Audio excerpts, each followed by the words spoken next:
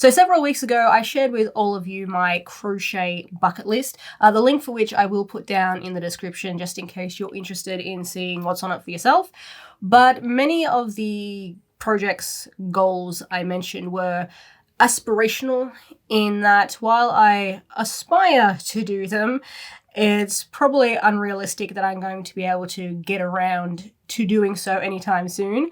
But there were a few on that list that were a bit more realistic. I've even attempted one so far, and that was trying to teach myself how to read crochet charts. But today I thought I would tackle my second one, and that is going to be to try and learn corner to corner crochet. Now, if you saw that video in which I attempted to learn crochet charts, you will know that my first step was to attempt the process for myself without any help at all. I didn't consult a tutorial. I didn't look up any guides. I just, winged it. And we're going to follow a similar pattern here today. My knowledge of corner to corner crochet is incredibly minimal. I know it is a thing that exists. I think you work it diagonally rather than horizontally back and forth. And yeah, that is about the sum total of my knowledge. So for a bit of fun, before I actually learn the proper technique, I am going to attempt to figure out corner to corner crochet for myself, and you will get to come along for the ride and, possibly laugh at me along the way. All right, let's try and take this slow and steady, one step at a time. I think I know, corner to corner crochet is worked diagonally. My assumption here is going to be that you start in the bottom right corner and then work your way up to the top left corner if you're making a square, which I'm going to attempt to do here today. What I don't know is if this is a continuous process. So I would start with my bottom corner, then I would somehow work like the next diagonal row, then back down for the third diagonal row, or if you finish off after each row and then rejoin your yarn, say, down the bottom. I don't know how that works. For my attempt here, I think I'm going to try and do this continuously. I haven't quite figured out how I'm going to do that yet, but we'll have a crack at it. What else do I know that I can use here? Frustratingly little. All right, I think for each of my individual squares, I'm going to use 3 double crochet. So if I chain 1, 2, 3, 4, 5, and 6, and then double crochet. Although maybe I shouldn't have chained 6 because now I have a chain standing in for my first double crochet. Should I go with 4 double crochet per square? You know what, I'm going to redo that. I just want to see what it looks like and we can try and compare the two, see which works better as a square. So this time I'm going to chain 5. 1, 2, 3, 4, and 5. And then I'm only going to work 2 double crochet. To be honest, I like the 4 better. So I'm going to repeat this for a third time. So scrapping my original plan of using 3 double crochet per individual square, I am now bumping that up to 4 double crochet per individual square, except in this case the chain counts as a double crochet. All right, next question. How do I do the second row if I'm working diagonally? I could potentially rotate my work. I could do 4 double crochet along here and then 4 down here. So if I start off with a chain 3, 1, 2, 3, I'm going to put in 1, 2, and 3. Now that's not going to work, is it? Because I can't, unless I chain again 1, no, that's not going to work. unless I put in some chains, 1, 2, 3, like as if I was doing the corner of a granny square, but I don't think that's how you do it. Let's frog that. Plan B. Maybe there's some way you can like utilize slip stitches to get you across to where you need to be. 3 in there, so I've still got my 4. And then if I slip stitched across here, 1, and then a slip stitch back into that space, and then I chain 3 again, 1, 2, 3, and then I go across here, 1 and 2 and 3. I think technically that kind of worked, but I get the feeling that's not how you're supposed to do it. But you know what? I will take it for now. I'm going to see if I can try and make a row 3 work. So let's go 1, 2, and 3. This time I'm going to turn. I'll slip stitch down like I did last time. But now I need to do another square in here. So I'm going to chain 3, 1, 2, 3. Then I'm going to go 1, 2, and 3. But this time I'm sort of where I need to be. So I'm going to slip stitch into here. I'm going to chain 3, 1, 2, 3. And I'm going to go 3 more double crochet. Yeah, that's, again, I somehow made it work. I just don't think I've made it work correctly. So should I try row 4? 1, 2, 3, and then I turn.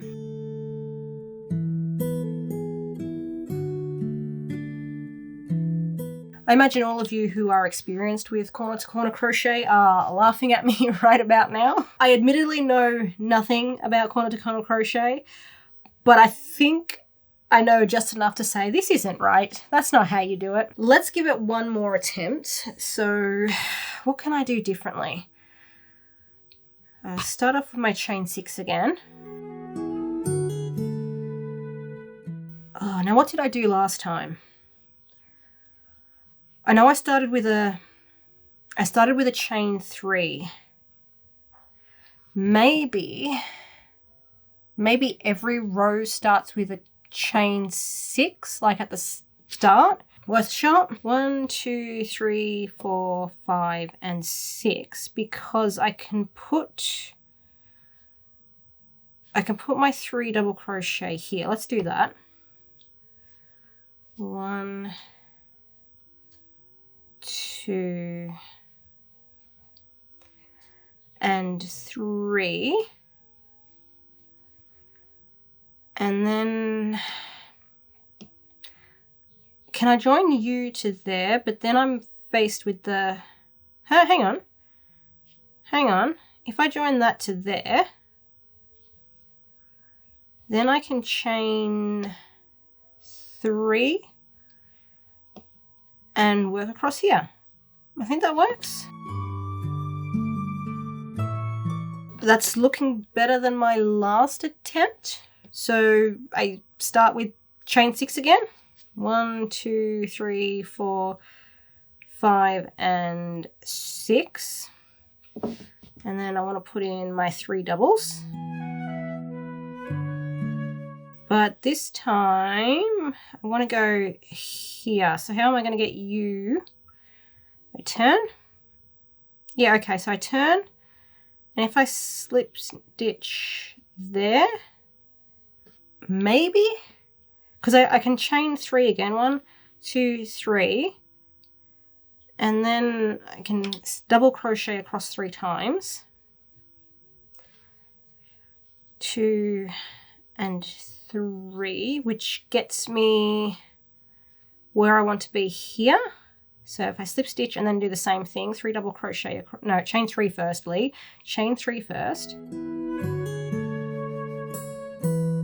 I think I might be onto something by starting with the chain 6.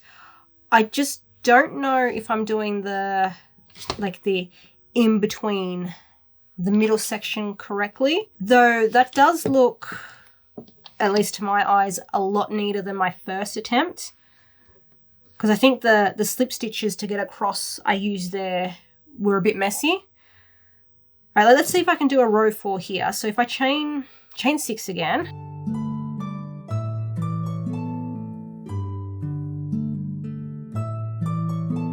I'm a lot more confident with what I've come up with here. I think the chain 6 at the beginning of each row has helped me. I'm a little uncertain of like the midsection though, as I said before. I mean, yeah, that's pretty much it. I'm just going to keep doing that. Well, I would keep doing that back and forth, but rather than waste yarn, I think it's now time to like consult a tutorial and compare that to what I've done here. Bring in the laptop. Okay, and let's go consult the YouTubes. How to crochet C2C for beginners. As a pleasant surprise, I think I got it right. Because I knew or know very little about corner to corner crochet going into this, I had no concept to like gauge how hard this technique was going to be, but that's really basic. I would go as far to say that's even easier than trying to read the crochet charts were. But now that I sort of know what I'm doing, I want to crochet an entire project. I don't know what that's going to look like at this stage. Because I need to give crochet a rest for today, I think I'm going to take some time out to do a bit of planning, and that could mean I go and look for a pre-existing graph I can use. I create one of my own, or I use one that I've already created. Yes, I'm not sure where I'm taking this one yet. This video could go in any direction. I've had a couple of days to contemplate what I want my first corner-to-corner crochet project to be. For a while there, I toyed with the idea of using one of my pre-existing Pokemon blanket cal squares for my project, and I was going to maybe try and turn that into like the back panel of a cardigan or jacket sort of thing. But I think the issue with attempting to make clothing out of a corner-to-corner piece like straight away is like gauge. I don't know how big this piece would come out, and while yes, I could crochet a couple of rows and work out the sizing, etc, etc, for my first attempt, I think I want to skip all of that nonsense. So instead, I have turned my attention to an older design of mine that I made, and it's one I actually started with single crochet, but as of filming this, it has been sitting in my whip pile for a very long time, and if I'm going to be honest with myself and all of you, I don't think I'm going to be finishing this. But maybe that wasn't so bad in the end, because I get to reuse it now, because the project I have in mind is one where sizing isn't an issue. It doesn't matter if this project ends up small. It doesn't matter if it ends up overly large. Whatever the resulting size is going to be completely fine with me, because this project is just a pillow, and it is a pillow for my dog, Jasper. What he likes to do when he's sleeping either on the couch or on my bed is he likes to prop his head up on a pillow. So I've had it in my head for a while now to make him his own. And originally I was just going to sew it because that's like really easy, putting a couple of squares of fabric together. But I figured this was a good opportunity to crochet one.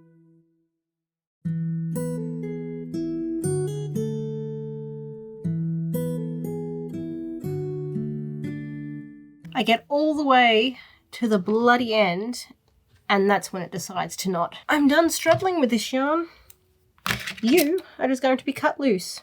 Snip. Look, even though I'm going to be repurposing this yarn and essentially making the same project just using a bit of a different technique, there is still a part of me that shrivels up and dies when I have to frog this much work. First thing I need to do is to make myself a mental note that I'm not working in horizontal rows.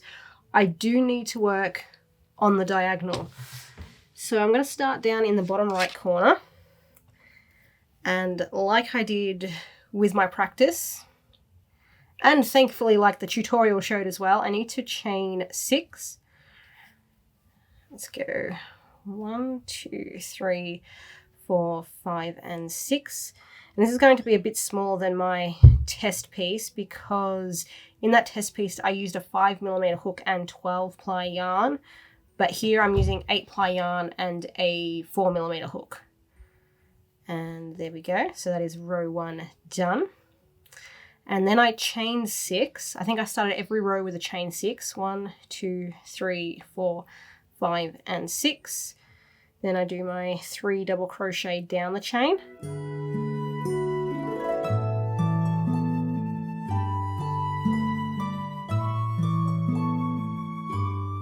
And that is row 3 complete. Cross that off. And, you know, looking at my pattern here, I'm going to be working like solely in the dark blue for several rows. So I might get that out of the way. And then the next thing I will need to learn is how to change color in the middle of my pattern, because when I was doing my test piece, I did attempt to change color at the start of the row, which is, you know, fairly easy. It wasn't much different from your regular kind of color change, but perhaps the technique is a little bit different when you need to do so mid-square.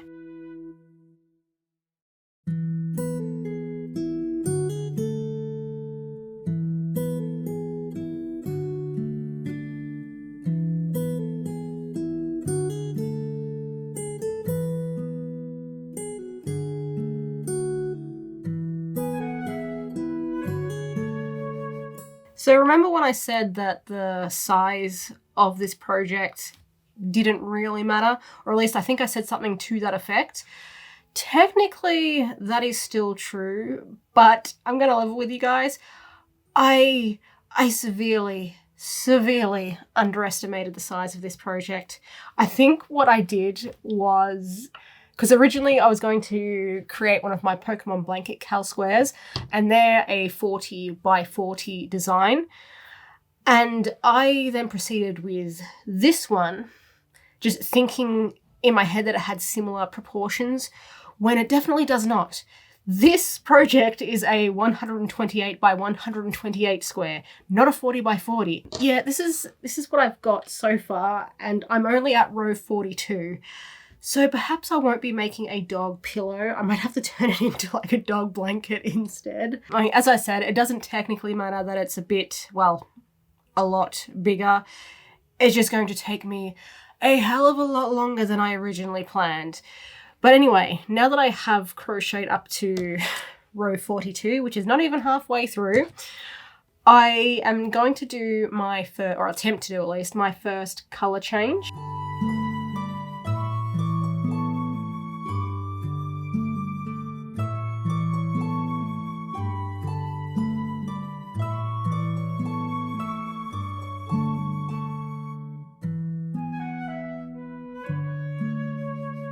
Good news, everyone.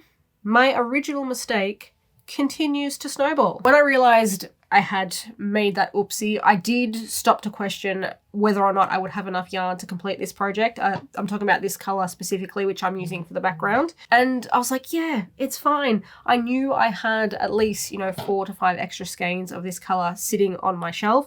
It's just one of those colors that has happened to accumulate. And I wasn't wrong. I do have some more of this color sitting on my shelf.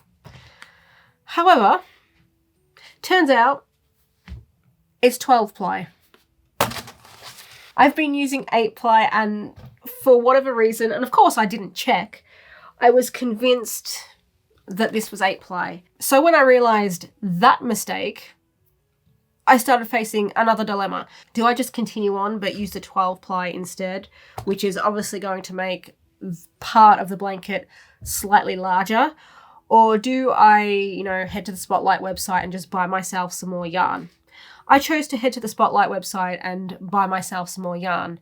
That was the plan, but it turns out that Spotlight doesn't carry this colour anymore. I really have not made this many mistakes in a project for a long time. So what I've chosen to do, instead of using the 12 ply, because I don't want the blanket to be sort of different sizes on, either side. I think that just would look too weird. Weirder, in fact, than using different colours for the background. So about, a week ago, I purchased myself a couple of other darker blue colours of yarn. So my background is going to be variegated.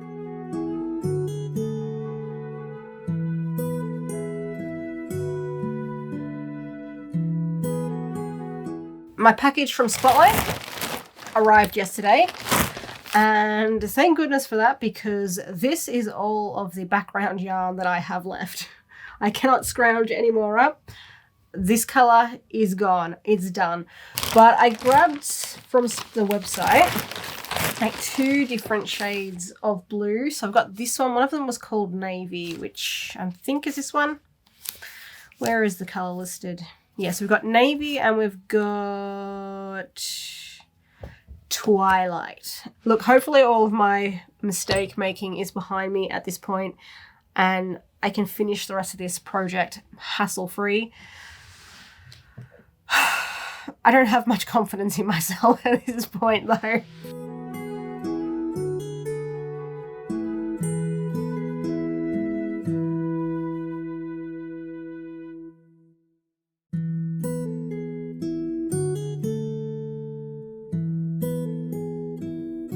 Status update. I am on week 3 of this project. I am on row 105 and I have had to purchase additional yarn twice.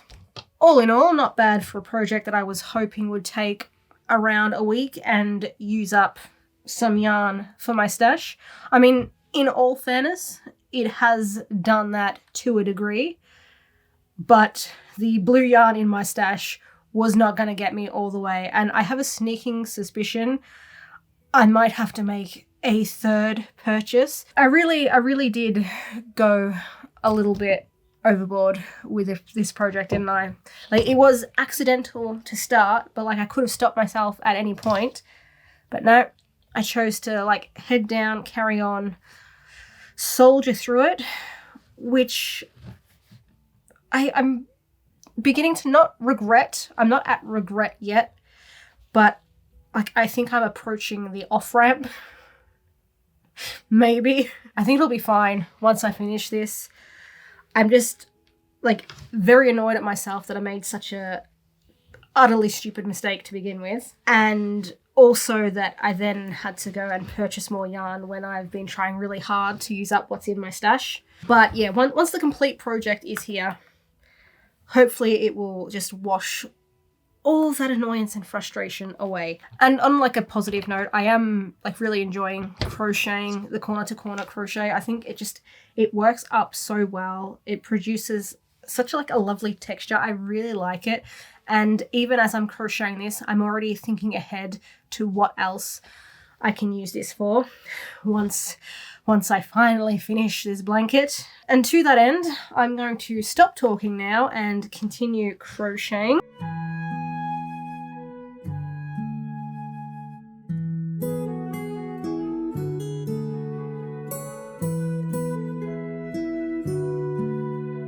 After just over a month of work, I have finally reached the halfway point. You know what? I don't know why I'm even bothering, because this thing is so large at this point that I couldn't even show you the entire thing here anyway. But yes, woohoo, row 128 is finished. I finished it last night, and having done so, I'm hoping it will mean the project will go a little bit faster now than it has done for the previous 128 rows, because I will be decreasing down now. Every row that I do is going to be shorter than the row before it, which, you know, in theory should take less time. So hopefully that then means that the second half of this project is not going to take as long as the first half. One thing I do need to do though is look up how to decrease in corner to corner crochet. Like, I think it's fairly intuitive, self-explanatory. I just don't like add an additional square. So I don't add an additional square on top of here like I normally would. I would just stop at this point. I'll give it a go myself, and if I can't figure it out, I will consult the tutorial once more. Fingers crossed I can get this done in like a couple of weeks max. I really hope so. Like, I am enjoying this project. I am thoroughly enjoying it. I just, it wasn't supposed to take this long.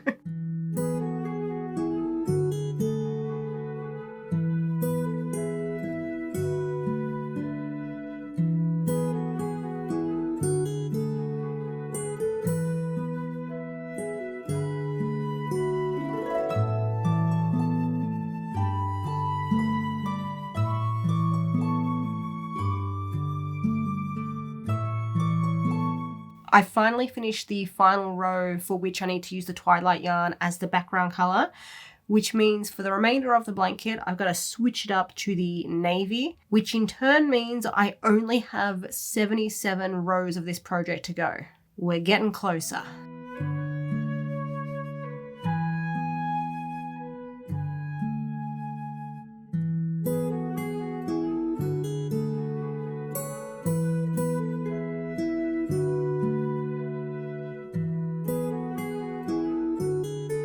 We are so close now, guys. So close. I've just finished my final colour change row.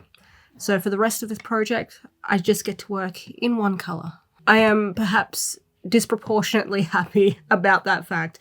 But yeah, I have 39 more rows to go. And then I'm done. Finally, I will be done.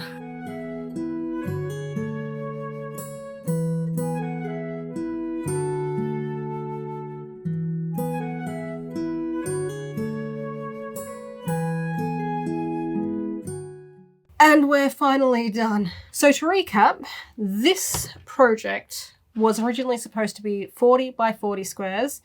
Instead, it turned out to be 128 by 128 squares. It was supposed to take me about a week, 2 at max. It has taken me just over 2 months at this point. And finally, it was supposed to be a bit of a scrap buster of a project created using yarn entirely from my stash, and I have had to purchase yarn an additional 4 times. Taking all that into consideration, I think it's fair to say that my first ever corner-to-corner crochet project was a huge mistake. So huge, in fact, that I cannot show you it all here. It is far, far too large for that, so instead, I'm gonna have to do this.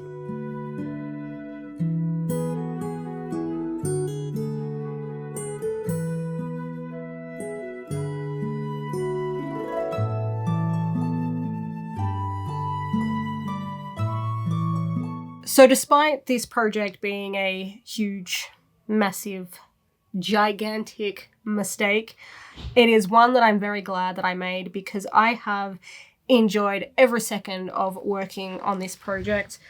It has honestly made me wish that I had, you know, picked up corner to corner crochet like years ago when I, you know, first came across it as a crochet niche and, you know, was considering it. But no, I didn't. I was still stuck on the amigurumi train at that point. But yeah, I really loved working on this over the last couple of months. And I think it also had a big impact on me because, as I've mentioned in a couple of videos over the last few weeks, I've just been struggling a bit recently. Just a combination of factors has really just drained me of my crojo, which, as I'm sure many of you can relate to, is just an incredibly frustrating experience. But doing this project, working on it over the last couple of months, has really, I want to say, reignited my love of crochet, but it's not that my love of crochet went anywhere.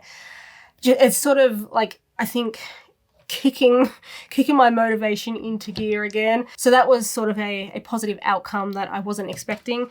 But yeah, just so happy with this. Obviously, there are a few things that if I had planned this properly from the start, I would have changed. For example, like I don't think the background looks too badly the way I've done it. But again, if I was going to make a project this big from the start, I probably would have had a singular color background. Outside of that, like I think I made a couple of minor errors. So the one I noticed recently was on the, am I on the right side? No, I'm not.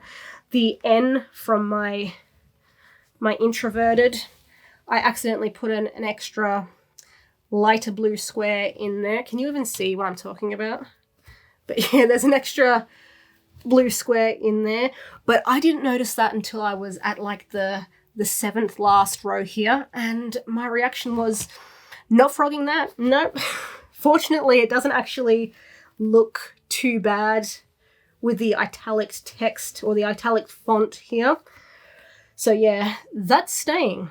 But yeah, outside of that, I don't actually remember any other errors I make. I'm sure I'll come across one at some point, but yeah, my point is there are a few tiny things I probably would have changed if I had properly planned things, but alas, I didn't. And for a project that I didn't, I think this worked out rather well. So I'm going to put you that this thing is so bloody heavy. I'll have to weigh it to find out exactly how heavy it is. But oh my god. And I was actually considering putting a backing on this thing too. But I don't know if that's going to make things worse or not. So I might just have to weave in my ends and leave it. But one thing we're not going to leave is...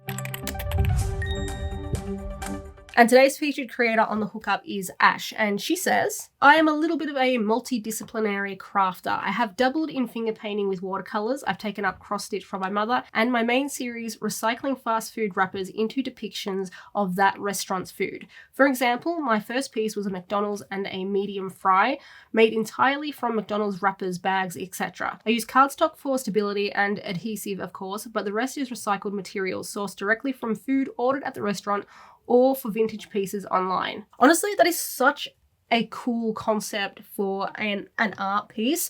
I'm really hoping, because generally how this works, I'll give you a little behind the scenes peek, but when I'm doing the hookup, I don't look ahead, so I don't want to spoil myself with like the photos. I like to read the description first. So I'm really hoping in this case there are pictures of those specific crafts, because that is such a cool idea. I'd be interested to know if you ever pair the restaurant wrappers and packaging with other crafts. Like, would you combine that with cross stitch, crochet, etc., etc.?